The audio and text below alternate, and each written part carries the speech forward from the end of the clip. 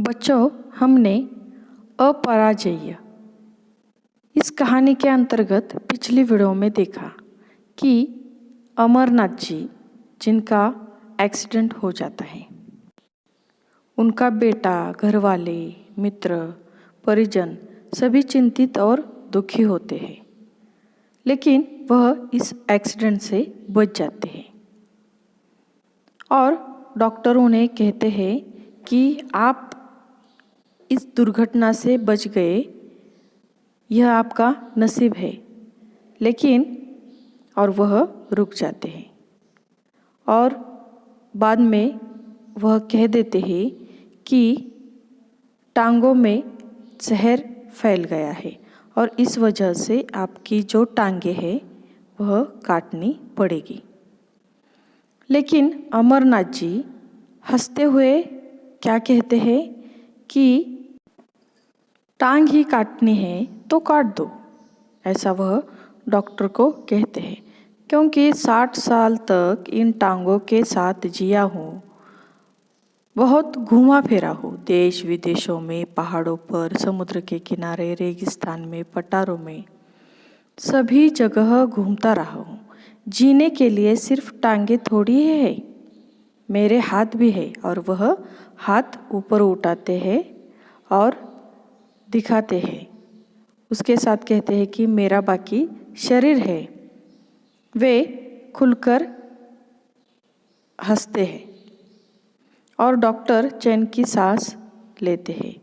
लेकिन अनिल बढ़कर पिता के गले लग जाता है। उसे बहुत दुख भी होता है और अपने पिता पर गर्व भी होता है और वह कहता है बाबूजी बाबूजी। उसका गला भर आता है, उसे रोना आता है। तो यहाँ तक हमने देखा था। आगे का परिचय देखो। अरे इसमें ऐसा क्या है? मेरा जीवन मेरी इस 3 फीट की टांग से तो बड़ा ही होगा ना, फिर क्या है? आगे देखो। अमरनाथ की टांग कट गई थी। वे घर गए थे। एक स्वयंचलित व्हीलचेयर उनके लिए आ गई थी, जिस पर बैठकर वे घर भर में घूमते थे। अमरनाथ के कहने पर घर में कैनवास, रंग, ब्रश और ईजल सब सामान आ गया था। उन्होंने ईजल पर कैनवास लगाया था। वे हंसते हुए कहते, देखो, वर्षों तक मैं चित्रकार बनने और चित्र बनाने की सोचता रहा, पर मुझे फुर्सत ही नहीं मिली। मैंने विश्व भर में, कलाधीरगाओं में विश्व के बड़े बड़े चित्रकारों के चित्र देखे हैं और सराहे हैं, पर जब भी मैं उन्हें देखता तो उन चित्रों में मैं अपने रंगों के लगाए जाने की कल्पना करता था। फिर सारा परिदृश्य ही बदल जाता था। इन मानव आकृतियों के चित्रों में मूर्ति शिल्प का समन्वय था। स्त्री रंगों के बिना जहाँ उन्होंने रेखाओं से आकृतियाँ बनाई थी, वहाँ उनमें मांस, मज्जा और अस्थियाँ तक को देखा जा सकता था। रेखाओं वाले चित्रों में एक प्रवाह, ऊर्जा, उमंग और चुस्ती पूर्ति थी। लगता था ये आकृतियाँ अभी संवाद करेगी, हाथ पकड़कर हाथ हो लेगी। इतनी जीवंतता रंग रेखाओं से उनका प्यार उनकी हर सांस ने निस्तृत होता, जो उनके चित्रों को सजीव कर देता। लगता था वे हर दृश्य, परिदृश्य, स्थिति और व्यक्ति को रंगों और रेखा में डाल देंगे। आगे देखो। अमरनाथ घर के भीतर कैनवास पर फूलों, पत्तों, झरने और हरियाली के चित्र बनाते। वही घर के बाहर की जितनी खुली ज़मीन थी, माली के साथ उन्होंने उस ज़मीन को तैयार करवाया था। सामने की ज़मीन में बगीचा बनाया था, जिसमें रंग बिरंगे मौसम के फूल क्यारियों में लगाए थे। उन्होंने ऋतुओं से क्रम से फूलों के पौधे लगवाए थे। गर्मी के बाद बरसात और बरसात के बाद सर्दी के पौधों में फूल खिलते। घर के पीछे की ज़मीन में उन्होंने फलों के पेड़ लगा दिए थे। घर की चार दीवारी के साथ फूलों और फलों की बेलें चढ़ा दी थी। घर और बाहर के लोग आश्चर्य से उनकी ओर देखते। वे हंसते। मैं जीवन का व्याकरण बना रहा हूँ, जीवन के अछूते सच के शिखर पर चढ़ने के लिए सीढ़ियाँ लगा रहा हूँ, कहकर हंसने लगते। तो देखो बच्चों, जब अनिल का गला भर आया और उसने बाबूजी बाबूजी ऐसा कहकर वह अमरनाथ के गले लग गया, तब उन्होंने कहा, अरे इसमें क्या है? मेरा जीवन इस 3 फीट की टांगों से तो बड़ा ही होगा ना। यानी उनके कहने का अर्थ यह था कि सिर्फ टांगे जाने से जीवन खत्म नहीं हुआ है। अमरनाथ की टांगे कट गई थी। वे घर गए थे और उन्हें व्हीलचेयर यानी वह उस चेयर को पहिया होता है और वह चलती है, यानी जिस लोगों को पैर नहीं होते वह उस चेयर पर बैठकर कहीं भी घर में आ जा सकते हैं। उसे क्या कहते हैं? व्हीलचेयर। तो अमरनाथ जी के लिए व्हीलचेयर लाई गई थी, जिस पर बैठकर वे घर भर में घूमते थे। अमरनाथ के कहने पर घर में कैनवास यानी चित्रपट, रंग, ब्रश और इजल सब सामान आ गया था। उन्होंने इजल पर कैनवास लगा दिया। इजल का अर्थ है एक स्टैंड की तरह होता है जिस पर कैनवास लगा के उस पर ड्राइंग किया जाता है या चित्र निकाल दिया जाता है। तो उन्होंने इजल पर कैनवास लगाया था और वे हंसते हुए कहते, देखो वर्षों तक मैं चित्रकार बनने और चित्रकार बनाने की सोचता रहा, पर मुझे फुर्सत ही नहीं मिली। मैं विश्व भर में बहुत दिनों तक बड़े बड़े चित्रकारों के मैंने चित्र भी देखे, पर जब भी मैं उन्हें देखता तो उन चित्रों में मैं अपने रंगों के लगाए जाने की कल्पना करता था और फिर सारा परिदृश्य ही बदल जाता था। वे कहते थे कि इन मानव आकृतियों में के चित्रों में मूर्ति शिल्प का समन्वय था। स्त्री रंगों के बिना जहाँ उन्होंने रेखाओं से आकृतियाँ बनाई थी, वहाँ उनमें मांस, मज्जा और अस्थियाँ तक को देखा जा सकता था। इतनी अच्छी पेंटिंग उन्होंने बनाई थी। रेखाओं वाले चित्रों में एक प्रवाह, ऊर्जा, उमंग और चुस्ती पूर्ति यानी चैतन्य लगता था। ये आकृतियाँ अभी संवाद करेगी, हाथ पकड़कर हाथ हो लेगी। इतनी जीवंतता, रंग रेखाओं से उनका प्यार उनकी हर सांस से निस्तृत होता, जो उनके चित्रों को सजीव कर देता। लगता था वे हर दृश्य, परिदृश्य, स्थिति और व्यक्ति को रंगों और रेखा में ढाल देंगे। इस तरह से अमरनाथ जी के चित्र थे। अमरनाथ घर के भीतर कैनवास पर फूल, पत्तों, झरने और हरियाली के चित्र बनाते। वही घर के बाहर जितनी खुली ज़मीन थी, माली के साथ उन्होंने क्या किया, उस ज़मीन को तैयार करवाया और सामने की ज़मीन में बगीचा बनाया था, जिसमें रंग बिरंगे मौसम के फूल लगाए थे। उन्होंने ऋतुओं के क्रम से फूलों के पौधे लगवाए थे। गर्मी के बाद बरसात और बरसात के बाद सर्दी के पौधों में फूल खिलते। घर के पीछे की ज़मीन में उन्होंने फलों के पेड़ लगा दिए थे। घर की चार दीवारी के साथ फूल और फलों की बेलें चढ़ा दी थी। घर और बाहर के लोग आश्चर्य से उन्हें देखते और वे क्या करते, हंसते। मैं जीवन का व्याकरण बना रहा हूँ, ऐसा वह कहते। जीवन के अछूते सच के शिखर पर चढ़ने के लिए सीढ़ियाँ लगा रहा हूँ। ऐसा कहकर वह हंसने लगते। आगे का परिचय देखो। डॉक्टर ने खून की फिर से जांच करवाई थी। खून की जांच की रिपोर्ट आई तो वह परेशान हो गया था। घर के लोग चिंतित थे। अब क्या हो गया? डॉक्टर ने बताया था बीमारी फिर से पसर रही है। उनकी दाई बाह में खून की गर्दिश बंद हो गई थी। धीरे धीरे बाह हिलना भी मुश्किल हो गई। बाह निर्जीव होकर काट सी हो गई थी। बहुत सारी दवाइयाँ दी जा रही थी। घर पर ही नर्स रख ली थी। घर का कोई न कोई सदस्य भी आसपास ही रहता। डॉक्टर ने बताया जहर फैल गया है, अब और रुका नहीं जा सकता। पहले से भी ज़्यादा भयावह स्थिति, बाह काटनी पड़ेगी। घर के लोग सन्ने थे, लेकिन फैसला तो बाबूजी को लेना था। वे वैसे हंसे थे। आखिर में बाह तो नहीं होना। सप्ताह भर बाद अमरनाथ अस्पताल से लौट आए थे।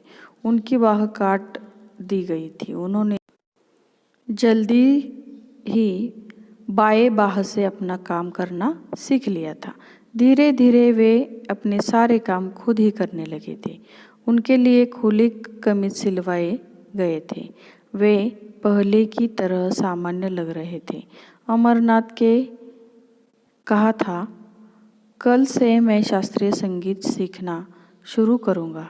शास्त्री जी को सूचित कर दो कि वे कल से आ जाए। बचपन में मैंने सीखना शुरू किया था, पर कहीं सीखा था, बीच में ही छोड़ना पड़ा था। शास्त्री जी आ गए थे। अमरनाथ ने शास्त्रीय गायन सीखना शुरू कर दिया। सुबह का समय उनके रियाज का समय था। दिन में शास्त्री जी आते थे, शाम को फिर अभ्यास करते। पहले रंग और रेखाएं थी, अब स्वर लहरियाँ थी। स्वर साधना में वे ध्वनियों का आवाहन करते, कभी ध्रुपद की गायकी की खुली खिलते अवतरित होते। शास्त्री जी कभी कभार ख्याल में तान आलापते तो कभी ठुमरी के उनके शब्दों के भाव स्वरों में बंद कर मन प्राण तक पहुंच जाते। तो देखो बच्चों, डॉक्टर ने खून की फिर से जांच करवाई थी और खून की जांच की रिपोर्ट आई तो वह परेशान हो गया था। घर के लोग चिंतित थे कि अब क्या होगा। डॉक्टर ने बताया था बीमारी फिर से फैल गई है। उनकी दाई बाह में खून की गर्दिश यानी खून चलना बंद हो गया है और धीरे धीरे बाह हिलाना भी मुश्किल हो गया था। उनकी बाह निर्जीव होकर काट सी हो गई थी, यानी हिल नहीं रही थी। बहुत सारी दवाइयाँ दी जा रही थी। घर पर ही नर्स रख ली। घर का कोई न कोई सदस्य भी उधर ही रहता देखभाल करने के लिए। डॉक्टर ने बताया जहर फैल गया है, अब और रुका नहीं जा सकता और अब तो पहले से भी ज़्यादा भयानक स्थिति आन पड़ी थी। बाह काटनी पड़ेगी। घर के लोग सन्न रह गए, यानी चुप हो गए। लेकिन फैसला किसको लेना था? बाबूजी को ही लेना था। और वे पहले की तरह ही हंसे और क्या बोले?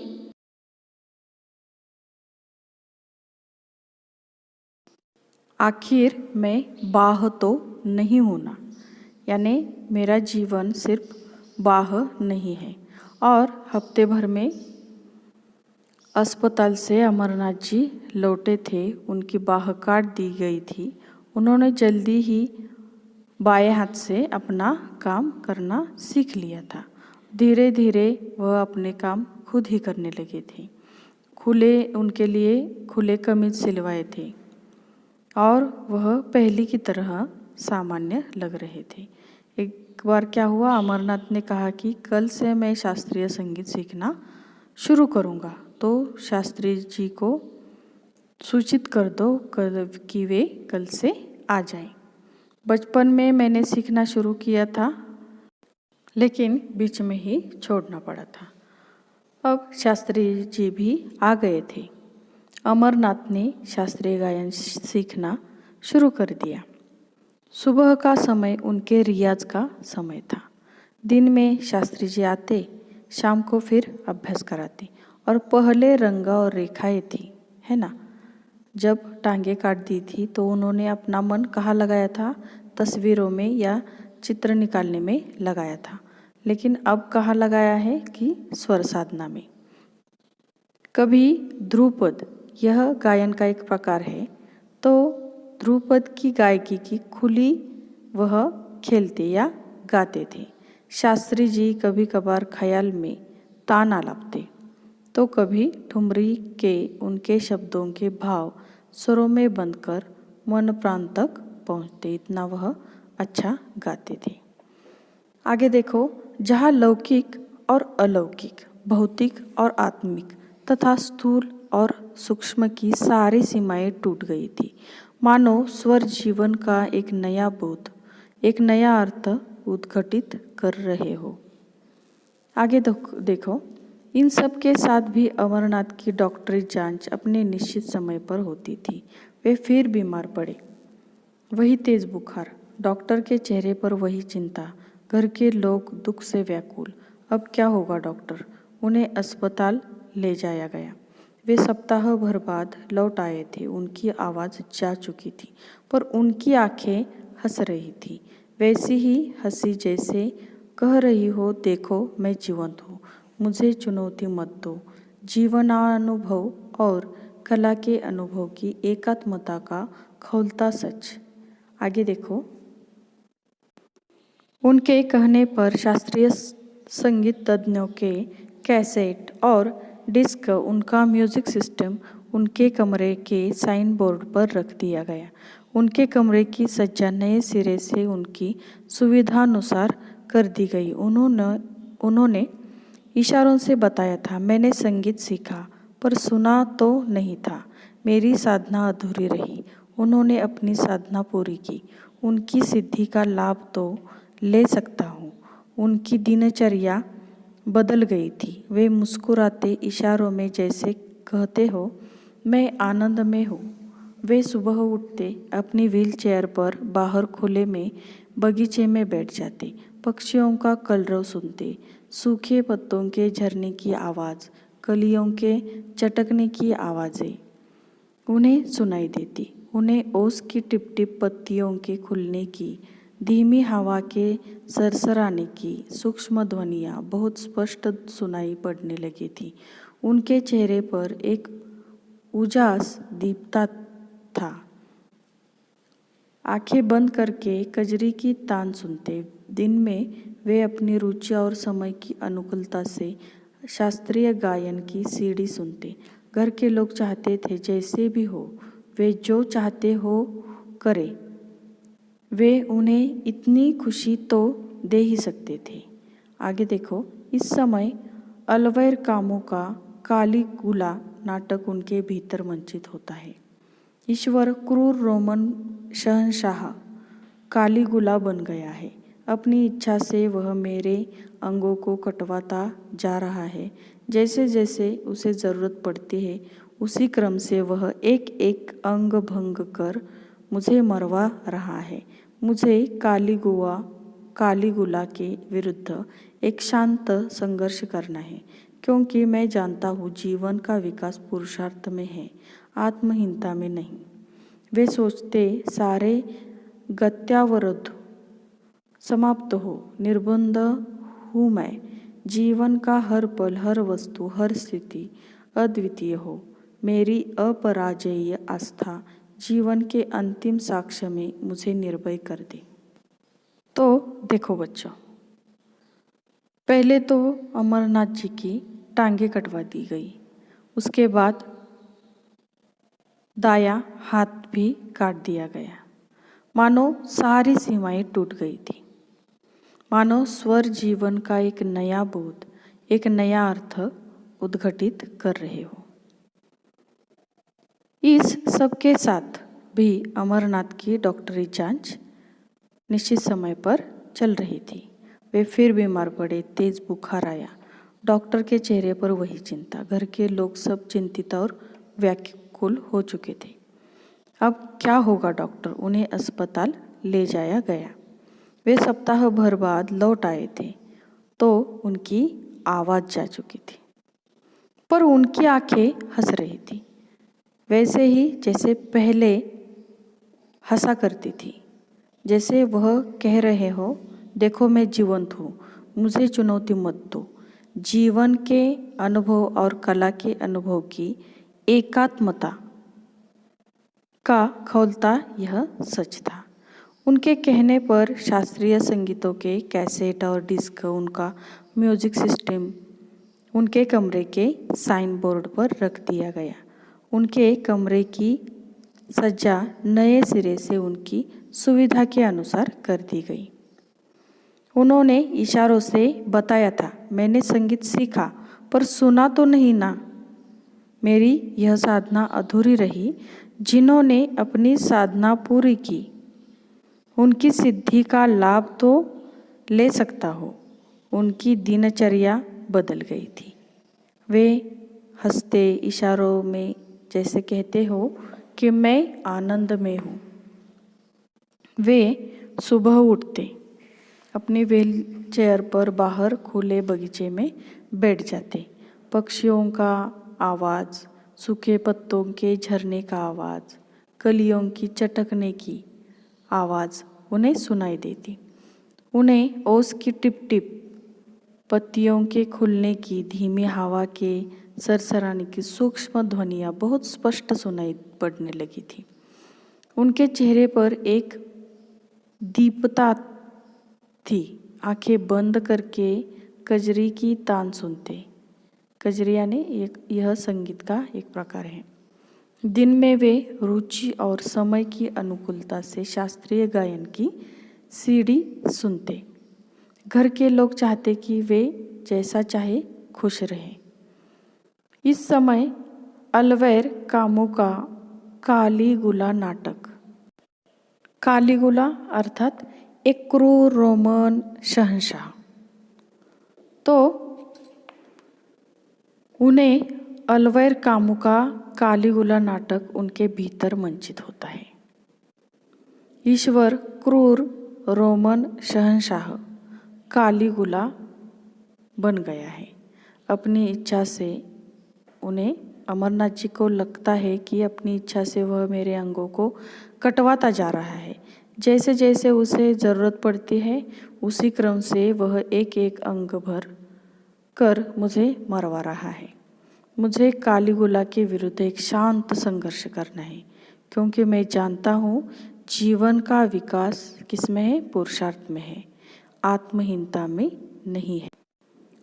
अमरनाथ जी सोचते कि सारे गति विरोध समाप्त हो। मैं कैसा हूँ? निर्बंध हूँ। मुझे कोई बंधन नहीं है। जीवन का हर पल, हर वस्तु, हर स्थिति मेरे लिए अद्वितीय हो। मेरी अपराजयी आस्था जीवन के अंतिम साक्ष्य में यानी अंतिम क्षणों में मुझे भयभीत न करे या मुझे निर्भय कर दे। तो बच्चों, इस तरह यह कहानी है। यह कहानी आपको पढ़नी है 2-3 बार और इस कहानी का स्वाध्याय हम अगले वीडियो में देखेंगे। Okay, thank you.